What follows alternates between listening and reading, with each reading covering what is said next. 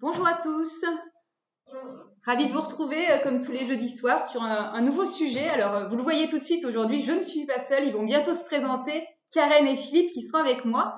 Et comme la salle ne nous le montre pas forcément, on est au rectorat de l'Académie d'Orléans-Tours. Ils se présenteront dans un moment, on expliquera pourquoi on est là. Très souvent on fait des streams ensemble sur les dangers d'Internet. On a été au C3N de la gendarmerie, on a parlé des fois des escroqueries cyber, on a forcément des sujets, je sais, qui vous intéressent beaucoup. Et assez souvent, il y a des questions qui ont trait à ce qu'on apprend à nos jeunes, à nos enfants, aux plus petits même en école primaire, et comment finalement on leur apprend à se défendre dans ce monde assez compliqué d'Internet. Et donc c'est de ça dont on va parler aujourd'hui, des dangers d'Internet au rectorat, et c'est pour ça qu'on est avec deux spécialistes des questions de prévention, de politique publique en matière éducative, pour parler aussi de ce que fait l'éducation nationale en lien avec le ministère de l'Intérieur. Merci à ceux qui se connectent, vous connaissez, et n'hésitez pas à poser toutes vos questions dans le chat. Au fur et à mesure, on les prendra et on y répondra. Mais avant, pour vous laisser le temps de formuler vos questions et d'apparaître dans le stream, je voulais vous raconter ma journée, qui était une bonne journée. Voilà, on est parti très tôt avec mes collègues que vous voyez pas, qui sont en modération juste derrière. On a quitté très tôt Paris. Il y avait la tempête en plus. On a cru qu'on n'arriverait jamais à arriver ici dans le Loiret. Pourtant, c'est pas très loin de Paris. Alors pas exactement ici parce qu'on a été dans une petite ville qui s'appelle Dorvois, qui est à peu près 2000 habitants, et on a passé la journée dans une école primaire. C'était passionnant. Le matin, il y a des gendarmes qui sont venus. Vous nous avez peut-être suivis sur Instagram tout à l'heure. Ils sont venus dans une classe de CM2 pour parler des dangers d'Internet. Donc, on les a vraiment vus travailler. On a vu aussi les enfants réagir et c'était super intéressant. Donc, cette classe, il y avait à peu près 23 ou 24 élèves. Ils ont tous participé ce matin. Et ils passaient ce permis Internet, on en parlera peut-être tout à l'heure. Et c'était intéressant de voir les questions qui se posaient et auxquelles les gendarmes ont répondu. Alors, par exemple, ils ont parlé de l'heure du coucher, du fait de ne pas regarder trop les écrans le soir, sinon ça permet pas de s'endormir correctement. Et puis après, on a abordé d'autres sujets comme le contrôle parental, à partir de quand on a le droit d'aller sur les réseaux sociaux. Et je dois vous avouer que j'ai trouvé les élèves et les enfants hyper calés. Ils connaissaient très très bien tous ces réseaux sociaux, et peut-être trop bien par rapport à leur âge. Et ça, c'est un vrai sujet. À un moment, on leur a demandé, par exemple, combien avait un téléphone dans la chambre, une télé dans la chambre ou une console de jeu. Et je pense qu'il y a peut-être un ou deux enfants qui n'ont pas levé la main, mais sinon tous, bien sûr, malheureusement, j'allais dire, parfois, sont hyper connectés. Et donc, bah, c'est super parce qu'on va rechercher de l'information, on joue, on a des liens sociaux, mais il y a aussi des dangers. Et donc, c'est de ça dont on a parlé aujourd'hui toute la journée avec ces enfants. Et pour terminer, je vais laisser la parole à mes invités. On a aussi, et je veux leur rendre hommage, rencontré toute une équipe de la communauté enseignante, 8 femmes professeurs des écoles qui étaient vraiment fantastiques, qui étaient hyper motivées. On a passé un bon moment à midi et dans l'après-midi avec elles. Et elles étaient hyper intéressées par ces sujets parce que même dans les petites villes, même en ruralité, il y a ces questions qui se posent. Et donc, c'est important d'en parler avec les enfants. Normalement, ils doivent en parler aussi ce soir avec leurs parents pour commencer un dialogue, pour continuer à être sur Internet, mais à y être prudemment et intelligemment. Donc voilà. Déjà, Info Réseau, comme toutes les semaines, tu es toujours présent et merci à toi d'être présent. Comment sont-ils devenus chargés de mission dans un rectorat? Mais tu devances un petit peu les choses. On va les laisser se présenter, mes deux invités. Un grand merci de nous accueillir ici au rectorat. Mais peut-être je vous laisse la parole, Karen et Philippe, pour vous présenter et présenter vos missions et ce que vous faites ici au quotidien. Alors, Karen, donc nous aussi, on est ravis de vous accueillir au rectorat de l'Académie d'Orléans-Tours pour parler d'un sujet qui nous tient vraiment à cœur. Alors moi, dans une vie passée, mais pas si passée que ça, j'étais professeure d'histoire-géographie et j'ai fait principalement ma carrière dans un collège.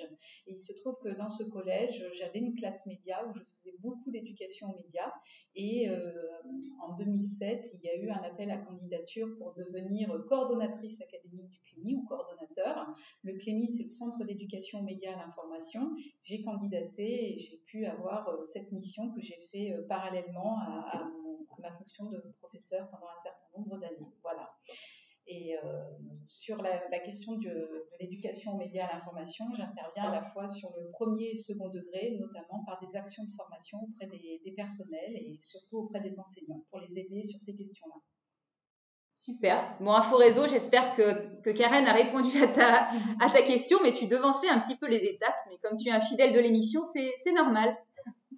Bonjour à tous, donc moi c'est Philippe, je suis donc conseiller de la rectrice pour les établissements et la vie scolaire, donc c'est un titre qui peut faire un peu peur, mais effectivement dans ma carrière j'ai été enseignant de mathématiques en ce qui me concerne, je suis devenu ensuite personnel de direction, donc principal, proviseur en collège-lycée, et maintenant j'exerce donc les fonctions, j'ai exercé aussi un petit peu en tant qu'inspecteur et maintenant en tant que conseiller. Et donc à ce titre-là, j'ai en charge avec un de mes collègues la coordination à l'échelle académique de la lutte et de toutes les politiques de lutte contre le harcèlement et entre autres dossiers bien sûr, mais c'est le sujet qui nous intéresse aujourd'hui et c'est celui-ci. Voilà. Et donc on est amené à travailler ensemble avec Karen sur un certain nombre d'actions et on aura sans doute l'occasion de développer cela tout au long de l'émission. Mais voilà, ce que vous avez dit en préalable, c'est aussi peut-être rappeler l'enjeu fort qui est cette lutte contre le harcèlement, tant on sait que ça peut aboutir à des drames. On y a tous été confrontés voilà, dans nos proches, dans nos cercles. Et donc on sait qu'il y a vraiment à promouvoir au maximum cette lutte contre le harcèlement. Et les pairs ont un rôle très très important à jouer, on y reviendra, hein, même si c'est une lutte globale pour que ça puisse être vraiment efficace. Mais le levier, donc l'action que les jeunes peuvent avoir entre eux est un levier très très important. Alors moi j'ai une question dans le chat pour vous et une complémentaire, c'est combien il y a de chargés de mission au rectorat? Et sur ces questions, depuis quand sur le harcèlement il y a un chargé de mission dédié? Est-ce que ça fait longtemps? Là on parle beaucoup du cyberharcèlement, mais est-ce que ça fait longtemps que le harcèlement en tant que tel est pris en compte? Et comment, depuis quand il y a un chargé de mission finalement sur ces questions? Alors si on reprend l'historique des politiques de lutte contre le harcèlement, il faut revenir un petit peu aux travaux d'Éric Debarbu. Alors je ne vais pas développer on va dire sur la théorie, mais malgré tout, ce sont des travaux très récents. Quand on dit récents dans la recherche, en sciences sociales, ça veut dire que c'est des travaux qui ont au maximum une vingtaine d'années, et même les politiques qui se sont appuyées sur ces travaux de recherche sont encore plus récentes. Et donc les référents, plus que chargés de mission, hein, on parle de référents, il y en a 2 par académie. Dans chaque académie, il y a 2 référents. Et dans chaque département, ensuite, quand on reprend un peu plus resserré hein, sur l'échelle territoriale, dans chaque département, il y a 3 référents de lutte contre le harcèlement, dont un au moins pour le premier degré, c'est-à-dire l'école maternelle et primaire, et au moins aussi 1 ou 2 sur le second degré, donc les collèges et les lycées pro. Et référent, ça veut dire qu'un enseignant qui a une difficulté dans sa classe peut vous contacter, ou quelles sont les missions exactes du référent? Comment vous travaillez sur ces questions en lien avec les écoles, les collèges et les lycées? Alors vous avez raison, il y a tout un protocole et donc, qui se décline. Hein. Il y a le protocole national, ensuite qui se décline en protocole académique départemental, et c'est l'échelon départemental qui est l'échelon opérationnel. C'est-à-dire que ces 3 référents, effectivement, ce sont les acteurs clés dans la lutte contre le harcèlement. C'est-à-dire que lorsqu'il y a une situation de harcèlement qui est décelée, que ce soit du cyberharcèlement ou du harcèlement, il y a plusieurs façons d'être informé de ces situations de harcèlement. Soit c'est le terrain, ça nous remonte du terrain, donc c'est au sein des écoles ou des établissements qu'on découvre qu'il y a une situation de harcèlement, et c'est ensuite les responsables qui connaissent leurs référents départementaux qui vont contacter le référent départemental, l'un des référents départementaux, et qui va pouvoir déployer le protocole. Soit ça arrive plutôt par le national, c'est-à-dire que les familles ou les élèves ont appelé le numéro national qui est le 3020. Donc ça, on le redira plusieurs fois et on vous le mettra dans le chat, c'est le 3020, le numéro quand il y a une situation de harcèlement pour être conseillé et savoir quoi faire. Donc ça, on le redira Exactement. Plusieurs fois dans l'émission. Exactement. Et donc, quand ce 30-20 est utilisé par une famille ou par un élève, hein, les élèves peuvent appeler directement, bien sûr, hein, il faut aussi s'autoriser à le faire si on n'ose pas en parler à ses parents. Et donc, vous êtes conseillé et il y a automatiquement une saisie dans une plateforme nationale qui est ultra sécurisée, hein, qui respecte bien l'anonymat en tout cas les données, non pas l'anonymat parce qu'il faut quand même qu'on puisse ensuite identifier l'établissement ou l'école pour qu'on puisse venir traiter la situation de harcèlement, mais en tout cas ce qui est sécurisé, c'est le fait de ne pas transmettre ces données à d'autres personnes que les référents qu'on a déjà évoqués. Donc c'est sécurisé, il y a quand même de la confidentialité. Exactement. Et le but c'est de résoudre la difficulté, mais juste avec les proches et les personnes qui ont à en connaître, on va dire. C'est ça. Et donc juste pour faire court, hein, mais très simplement le protocole, en fait, nous fixons des délais très courts pour, première action, c'est arrêter, stopper le plus vite possible le harcèlement dont on a eu connaissance. C'est vraiment donc 2 actions qui sont immédiates. C'est un appel téléphonique dès qu'on a, nous, connaissance de la situation par cette plateforme nationale. Il y a un appel téléphonique systématique à la famille ou à l'élève. Il y a également un appel systématique dans les jours qui suivent au responsable de la structure, que ce soit le directeur d'école, l'inspecteur de circonscription ou le chef d'établissement si on est dans le second degré. Et pour vraiment faire l'intermédiaire, donc c'est quelqu'un de neutre qui n'est pas dans l'établissement.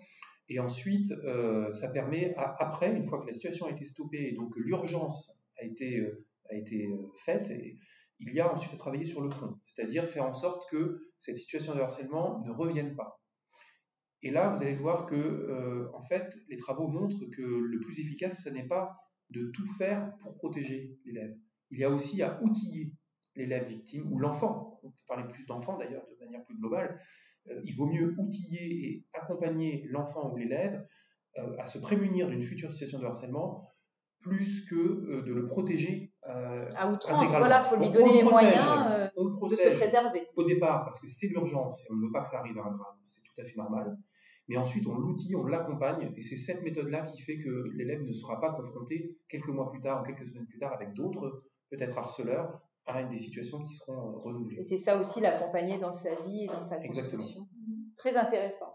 Et j'imagine que c'est en cela, Karen, aussi que vous traitez de ces questions par le volet prévention, peut-être de manière plus générique sur le harcèlement, mais aussi sur d'autres thématiques. Oui, alors surtout au Clémy, on intervient surtout sur la question du cyberharcèlement et des cyberviolences. C'est plutôt quelque chose qui a été mis en place déjà depuis un certain nombre d'années, puisque moi j'ai commencé à travailler au Clémy en 2007 et en fait dès 2007 avec la question des réseaux sociaux, on a été obligé de mettre en place des actions justement pour pouvoir outiller déjà les personnels et notamment les enseignants pour qu'ils puissent comprendre ce qui se passait exactement sur les réseaux sociaux, puisqu'on était vraiment aux prémices des réseaux sociaux, mais la question des cyberviolences était déjà présente. Donc depuis 2007, on mène des actions sur la question des cyberviolences, notamment sur les réseaux sociaux, avec les enseignants, avec les CPE aussi, les conseillers principaux d'éducation, qui sont présents dans les collèges et les lycées.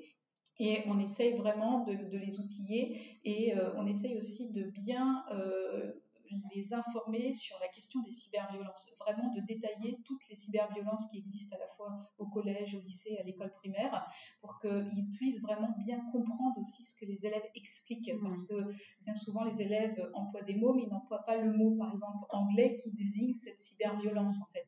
Oui, il y a des questions générationnelles, j'imagine. Tout ça, c'est un monde qui change très vite et pour la communauté enseignante, ça ne doit pas être simple de Non, c'est pas si simple tout que comprendre. ça. Voilà, ça a besoin d'être actualisé quasiment tous les ans. Donc, c'est des actions qu'on mène tous les ans auprès des personnels en termes de formation. Pas seulement en termes de formation continue, c'est une problématique aussi auquel on répond aussi dès la formation initiale des enseignants et des CPE, c'est-à-dire qu'ils apprennent à l'école. Alors ça s'appelle plus IUFM, non, ça s'appelle autrement. C'est l'INSPE. L'INSPE, voilà. Donc, quand on apprend le métier de professeur des écoles, Voilà, donc il y a au sein de l'INSPE, il y a des modules autour de la question des cyberviolences. Moi, je vais bientôt intervenir auprès des CPE, des futurs CPE, sur la question des cyberviolences, et justement pour pouvoir les outiller au mieux pour faire face à ce type de problèmes au sein de leurs établissements et répondre au mieux aux besoins aussi des élèves. C'est super que vous en parliez parce que moi j'en parle souvent sur cette plateforme Twitch ou ailleurs sur les réseaux sociaux et souvent on me dit est-ce que les professeurs ont les moyens de faire face à ce phénomène, etc. Et vous nous donnez quelques clés de compréhension. Alors on a quelqu'un qui nous demande il faut interdire les téléphones dans les établissements. Alors je pense que notre débat aujourd'hui va plus loin que ça parce qu'on parle du cyberharcèlement mais c'est au-delà de l'école, c'est aussi le soir, etc. Mais c'est une bonne question, est-ce que les téléphones pour les enfants sont interdits ou à partir de quel âge? Moi je ne sais pas répondre. Oui, alors effectivement, c'est une bonne question et on voit que c'est quelque chose qui travaille aussi les jeunes.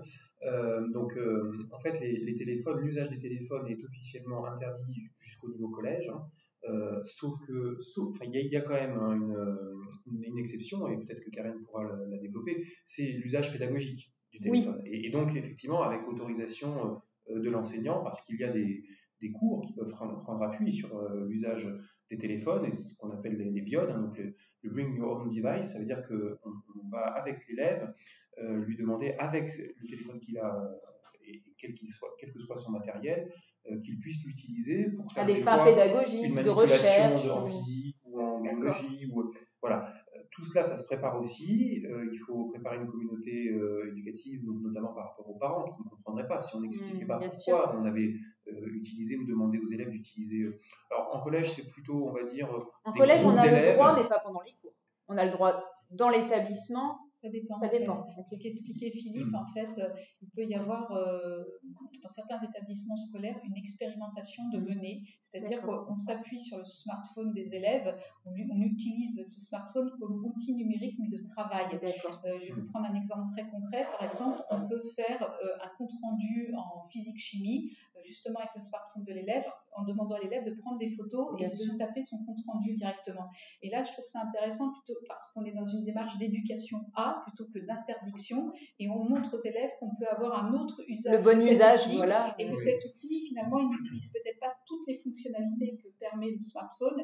Et moi, je trouve ça intéressant parce que, pour du coup, là, l'enseignant ne tient pas un discours forcément négatif sur l'outil, mais il montre en quoi cet outil peut être extrêmement positif quand il est bien utilisé.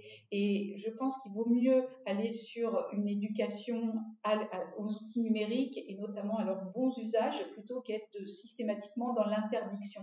Je trouve c'est plus intéressant d'entrer sur les bonnes pratiques que sur les mauvaises pratiques. Ben voilà. En tout cas, j'espère comme ça, on t'aura bien répondu à ta question.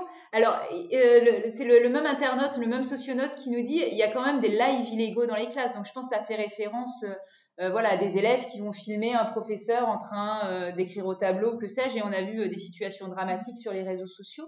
Est-ce que vous avez, alors c'est peut-être pas votre cœur de métier à tous les deux, mais est-ce qu'il y a des programmes de protection aussi des enseignants par rapport à ça, ou comment on travaille là-dessus? C'est compliqué. Plus globalement, c'est ce qu'on va appeler des dérives, et donc qui peuvent amener justement aussi à alimenter du cyberharcèlement, parce que ce sont des situations filmiques. Alors ça peut être des scènes d'élèves qui sont filmées, mais ça peut être aussi dans des personnels, vous l'avez dit. Donc il y a toute une batterie pour protéger les personnels et aussi bien sûr les élèves d'arsenal en termes de sanctions, voilà. Mais comme le disait Karen, il y a aussi à prévenir ces situations-là et donc à éduquer. On l'évoquera peut-être un peu plus tard dans l'émission, mais c'est vrai que c'est tout un programme qui est en train de se déployer qui s'appelle le programme phare, donc peut-être certains ont déjà entendu parler, qui va justement permettre d'aller responsabiliser les acteurs au plus proche du terrain. C'est-à-dire que tous les élèves vont entendre parler de ce programme phare, du CP, même de la maternelle, jusqu'à la 3e, dans un premier temps, et ensuite, bien sûr, en lycée professionnel. S'il y a des lycéens qui sont avec nous, ils ont sans doute déjà entendu parler aussi du dispositif des référents ambassadeurs lycéens contre le harcèlement, et qui est un dispositif qui a déjà fait ses preuves sur les dernières années. Donc là aussi, on est dans de la prévention. Alors l'ambassadeur, ça veut dire que c'est un élève qui va montrer à ses autres camarades comment on peut lutter efficacement contre le harcèlement. Il va avoir 2 rôles, donc ils vont être formés, parce que ça ne s'invente pas. On ne peut pas comme ça décréter qu'on est médiateur, ambassadeur lycéen contre le harcèlement. Donc il va être formé par des spécialistes. On a notamment nous dans l'académie ce qu'on appelle le délégué académique à la vie lycéenne et collégienne, qui est Sylvain Disson, et qui fait un travail remarquable en termes de formation des lycéens. Et donc on a un vivier de presque 1000 lycéens sur l'académie d'Orléans-Tours, qui sont formés en tant qu'ambassadeurs. Et donc une fois qu'ils sont formés, ils sont en capacité de faire plusieurs choses. Tout d'abord, de recenser ou de sentir des pré-situations de harcèlement ou des situations de pré-harcèlement. Des signaux faibles, c'est ça. Exactement. Et donc ils sont formés aussi à ça. Ils sont formés aussi à faire rayonner, de par leur réaction. Parfois, c'est ce qu'on dit, lorsqu'on assiste à une scène de harcèlement, si on ne réagit pas, on se rend aussi coupable. Et donc il faut aussi être en capacité, même lorsqu'on n'est pas concerné, il faut se sentir concerné, et il faut aider à faire en sorte que cette situation se stoppe. Et donc, ils ont ce rôle-là aussi, donc repérage des signaux faibles et aider à former aussi leurs propres camarades, copains de classe ou même au-delà, au sein de leur établissement. Et puis, une fois, si jamais ils repèrent une situation qui est vraiment ancrée, c'est aussi essayer par leurs mots, par leur posture, qui ne sera pas la même que celle des adultes, de pouvoir aussi aider la victime, raisonner l'harceleur ou les harceleurs pour que les choses se stoppent et se régulent peut-être aussi à l'échelle des élèves. Et souvent, ça a beaucoup plus d'effet ou d'impact que la parole d'un adulte, quel qu'il soit. C'est complémentaire, parce que parfois, bien sûr, c'est important. Et ils ne sont pas seuls non plus. Ça, c'est aussi quelque chose de très important. Ils ont des référents adultes vers lesquels ils peuvent se retourner lorsqu'ils ont l'impression que les situations leur échappent. Et donc là aussi, il faut qu'ils ne soient pas les seuls responsabilisés. Alors peut-être qu'on peut faire un petit point, parce que moi j'ai à peu près tout le temps la question sur qu'est-ce qu'on fait si on connaît quelqu'un qui est harcelé, ou si on est soi-même harcelé, mais souvent aussi on a envie de venir en tête à quelqu'un qui est harcelé. Alors moi, ce que je dis d'habitude, c'est déjà, il faut rassurer la personne, lui montrer son amitié, son attention, et lui dire qu'il n'est pas seul et que c'est lui la victime et pas le coupable, parce que ça peut provoquer des états vraiment difficiles à supporter si la personne se sent seule. Après, prévenir aussi quelqu'un de confiance, un adulte, ça peut être un professeur, un parent, un ami qui va pouvoir réagir. Se faire accompagner, ça peut être le numéro qu'on a dit tout à l'heure, le 30-20, mais il y a aussi d'autres dispositifs que l'on peut retrouver. Et puis après, si vraiment ce sont des faits graves, il y a la police et la gendarmerie, s'il faut aller déposer plainte.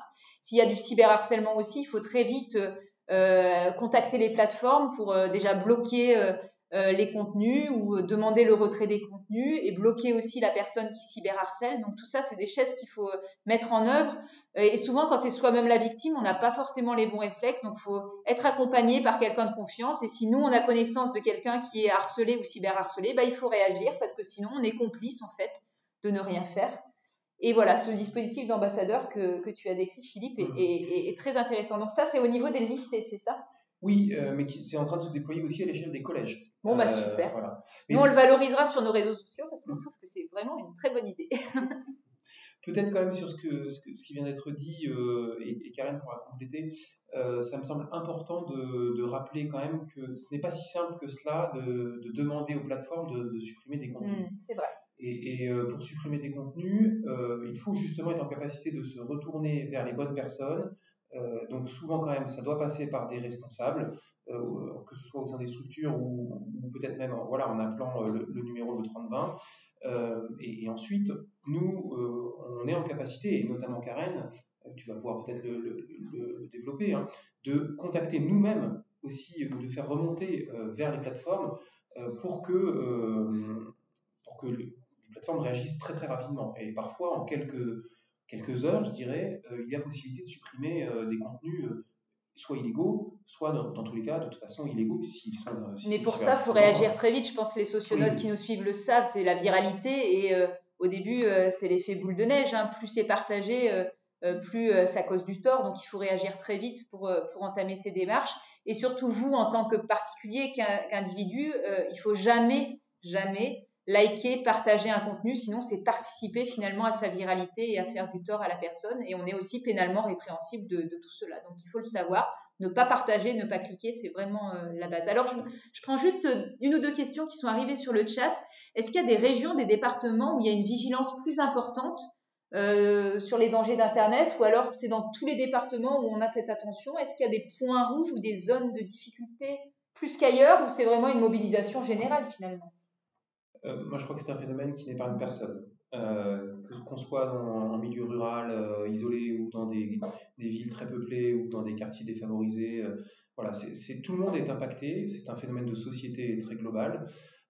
Par contre, ce qui est intéressant, c'est que justement, les politiques qui ont été enclenchées, et notamment récemment, sont généralisées. C'est-à-dire qu'il ne s'agit pas d'aller pointer uniquement tel territoire, telle grande ville ou telle académie. C'est 100% des écoles, 100% des collèges qui vont voir se déployer ce programme phare, qui veut dire programme de lutte contre le harcèlement à l'école, d'ici à la rentrée 2022. C'est-à-dire qu'il y a à peu près la moitié qui commencent là à rentrer dans ce programme phare et qui sont rentrés en septembre 2021.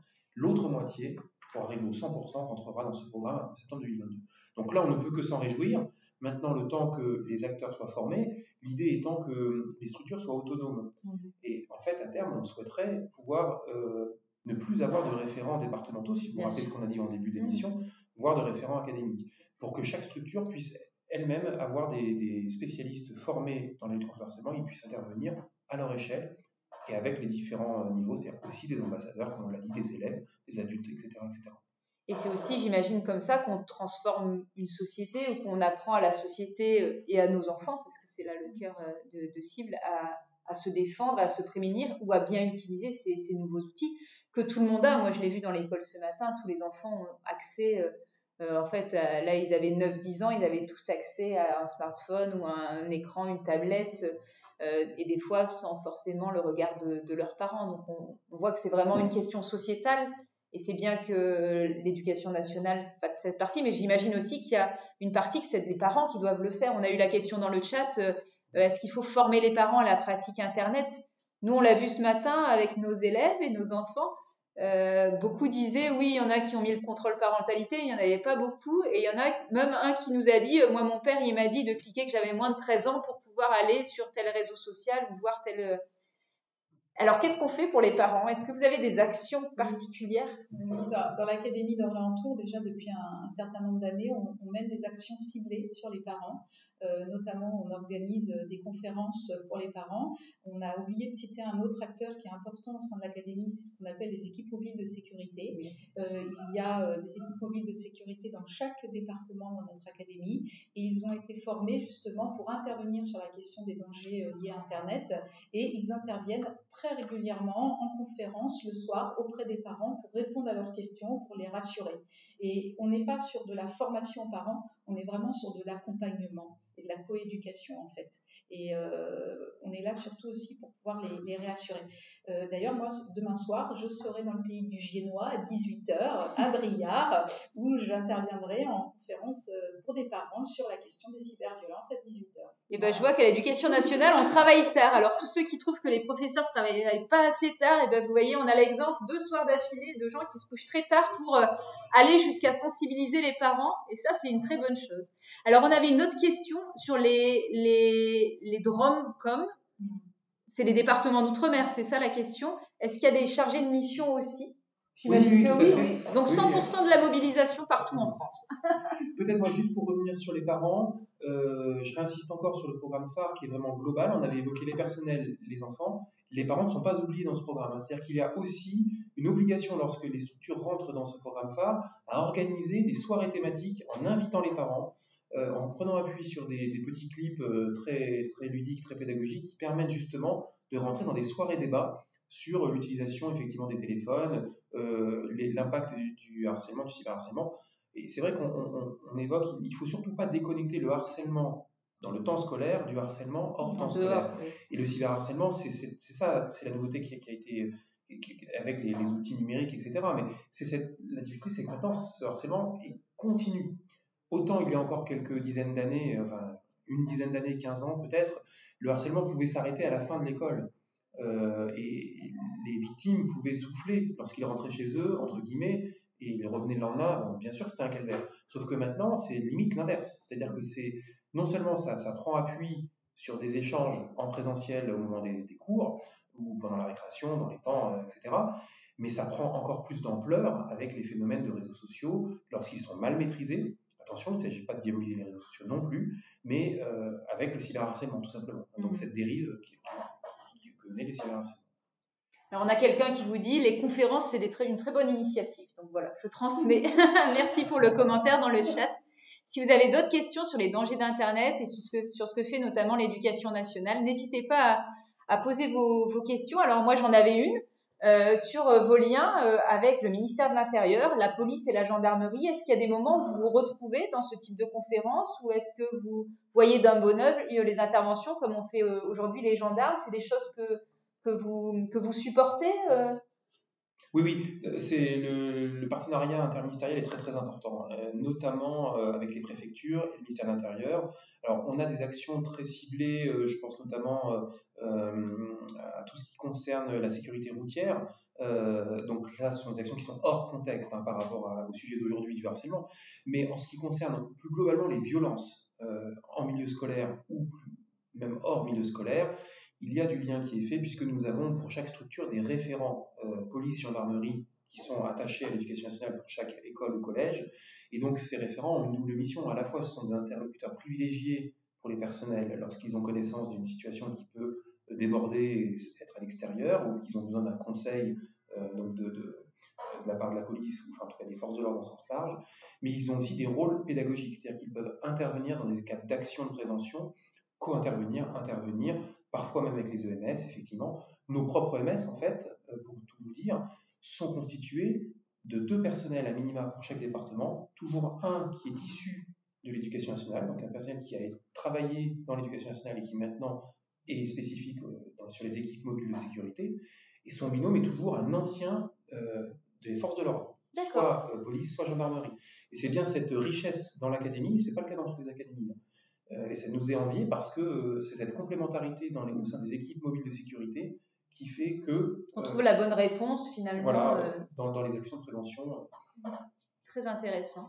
Alors, il y a une question, est-ce que vous occupez que des établissements publics ou aussi du privé? On s'occupe aussi du privé, même si dans certaines politiques publiques qui sont déployées à l'échelle nationale, il n'y a pas forcément un caractère systématique de déploiement. Par contre, si je reprends l'exemple du programme phare, nous avons pris la décision, même si nous n'y étions pas obligés au niveau du national, mais nous, à l'échelle académique, avec Madame la rectrice, nous avons décidé de faire la proposition à tous les établissements privés qui le souhaiteraient de rentrer dans le programme phare pour la rentrée prochaine. D'accord. Et ben voilà, j'espère qu'on a répondu à ta question. Alors moi, j'avais une question encore par rapport, on en parle depuis plusieurs jours maintenant, du Squid Game. Voilà. Tout à l'heure, quand on était à l'école à Dorvois, ils nous ont dit qu'ils avaient reçu du rectorat, alors peut-être de vous deux, je ne sais pas, un message pour informer les parents.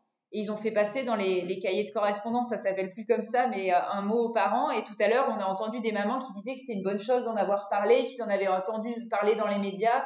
Et ils ont rassuré aussi parce que ça n'existait pas, heureusement, encore dans l'école que l'on a visitée. Mais comment, par exemple, sur ce Squid Game, vous avez réagi et comment vous avez mis en œuvre la réponse? Moi, déjà, je pense que ce qui est important, moi, je vais parler de la partie plutôt éducation et comment on peut apporter une réponse vraiment pédagogique, éducative en classe. Donc déjà, moi j'ai regardé à titre personnel Squid Game, du moins le premier épisode. Bon, ça m'a pas passionné plus que ça, mais par contre, moi-même j'ai une adolescente à la maison qui est en 5e et qui avait commencé à regarder Squid Game. Et voilà, donc je pense que ce qu'il faut faire déjà, c'est partir des pratiques même des élèves, s'intéresser à ce qu'ils font, ne pas porter de jugement pour pouvoir bien intervenir auprès d'eux et leur apporter une réponse. Déjà, c'est de s'intéresser à cette fameuse série et voir pourquoi elle intéresse les élèves, afin de déployer une réponse qui soit adaptée à tous les publics, que ce soit les élèves des écoles primaires, mais aussi aux collégiens, parce qu'on ne va pas du tout être dans les mêmes problématiques selon les âges. Moi, je pense que la bonne stratégie, ce n'est pas forcément d'interdire, ce n'est pas forcément de bloquer, par exemple, au niveau du collège, l'accès à cette série, mais c'est de comprendre pourquoi cette série, elle peut plaire aux élèves et de mettre du sens sur cette série, de la recontextualiser et de parler avec l'enfant et de lui expliquer en quoi cette série pourrait être problématique, afin de mettre de la distance par rapport à l'image perçue. Voilà, et notamment à tous les phénomènes de violence gratuits qu'il y a dans cette série. Vraiment de mettre du sens et de dire, moi en tant qu'adulte, voilà ce qui me choque dans cette série. Je pense que sur toutes ces questions-là, l'essentiel, c'est de ramener le dialogue avec les enfants, quel que soit leur âge, et de leur expliquer pourquoi nous, en tant qu'adultes, ça nous gêne, et de vraiment les entendre sur en quoi cette série elle peut être problématique même pour eux, et surtout de leur faire comprendre, je pense notamment pour les plus jeunes, qu'il y a des séries qu'ils ne peuvent pas regarder. Et je pense qu'il faut retravailler avec eux sur, par exemple, les normes, avec les classifications d'âge. Et je pense qu'on peut leur expliquer que cette série, elle n'est pas adaptée à leur âge. Et leur expliquer pourquoi elle n'est pas adaptée à leur âge. Et là on tombe sur les devoirs des parents d'éducation, notamment en éducation vraiment, là on retrouve l'éducation aux médias, qu'un enfant de cet âge-là ne peut pas tout regarder. Mais déjà, il faut savoir de quoi parle cette série avant de dire ne regarde surtout pas. Et c'est vrai que nous, la police et la gendarmerie au ministère de l'Intérieur, on est souvent là dans la répression quand c'est trop tard, quand il faut agir dans le processus judiciaire, même si on fait de la prévention et de l'accompagnement. Et vous prenez souvent l'autre angle en fait dans votre travail, c'est-à-dire vraiment le côté éducatif, de donner les moyens à l'enfant de comprendre et aux parents de comprendre, pour que d'eux-mêmes, en fait, ils n'aillent pas vers ces terrains dangereux. Voilà. Et c'est pour ça que je pense qu'on est très complémentaires dans nos approches, finalement. En fait, ce qu'on souhaite vraiment, c'est que l'enfant exerce son esprit critique et qu'il prenne du recul par rapport aux images aussi qu'il peut voir. Et ça, ce travail-là sur l'esprit critique, c'est vraiment quelque chose qui nous tient à cœur.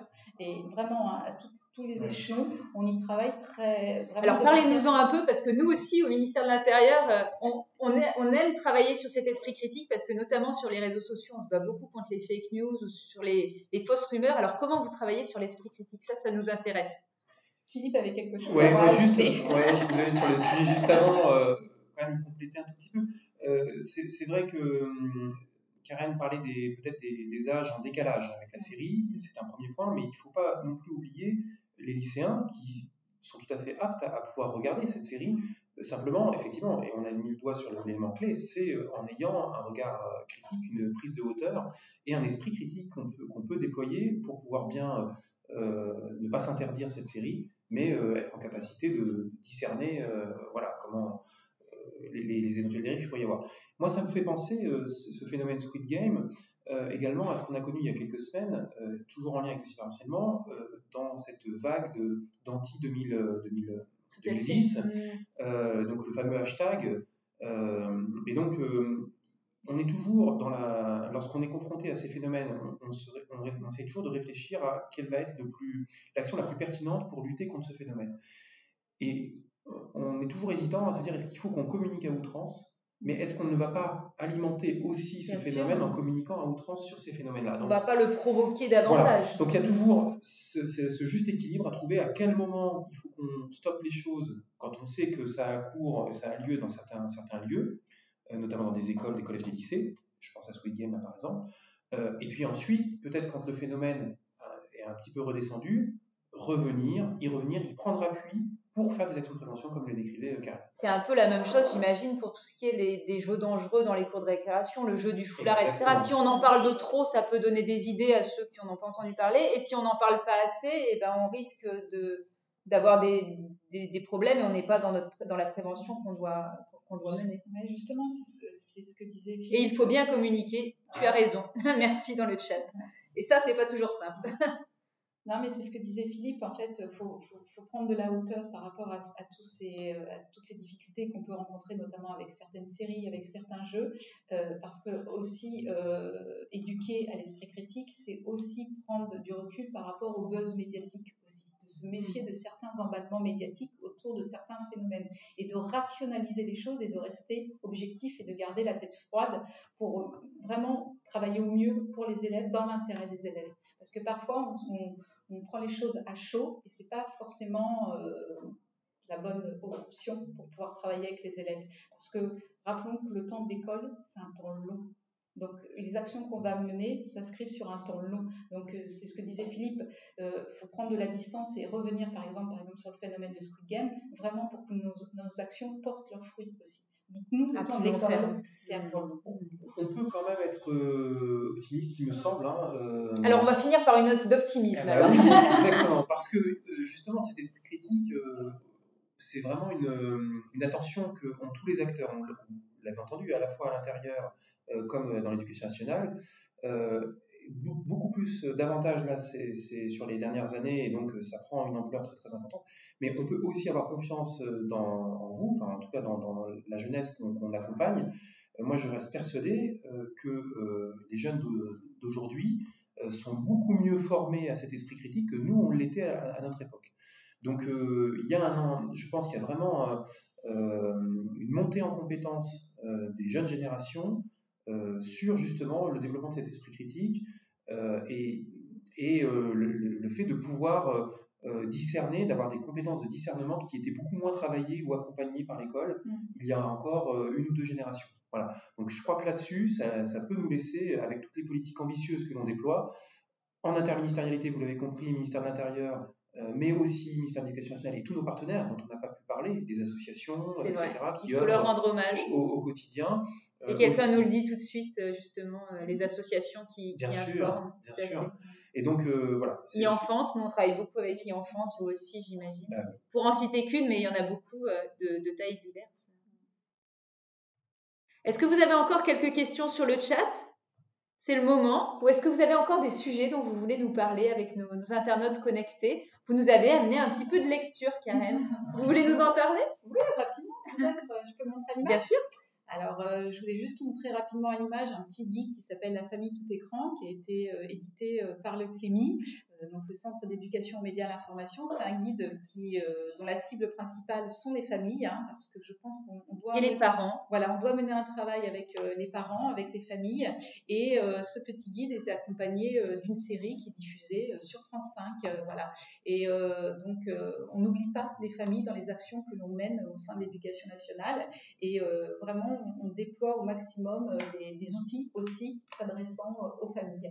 Des outils adaptés à tout âge, parce que le guide La famille tout écran, c'est pour les maternelles, écoles primaires, collèges. Et on a même édité une petite BD qui s'appelle Dans la tête de Juliette, vraiment pour outiller les enseignants, mais aussi pour mieux informer les familles sur les adolescents et leurs pratiques numériques juvéniles. Très intéressant. Voilà, donc on fait des petits outils comme ça, très accessibles pour les familles. C'est gratuit ou c'est payant? C'est gratuit. C'est gratuit en plus, et ben voilà, c'est pas si souvent, alors faut en profiter. Nous, on ira le chercher, on ira le lire, on en fera la promotion. Ah, on nous l'offre, c'est fantastique. Merci beaucoup. On va le lire et on en fera la promotion. Je suis sûre que c'est de très grande qualité. Merci beaucoup. Alors moi aussi, je vais faire la promotion d'un livre parce qu'il n'y a pas de raison. Je vous l'offrirai pas parce que je ne l'ai pas encore fini. J'en suis au M. C'est classé par ordre alphabétique et c'est super bien. Je vous le montre. Ils en ont parlé hier soir à Quotidien pour ceux qui ont regardé. Voilà, moi je regarde Quotidien.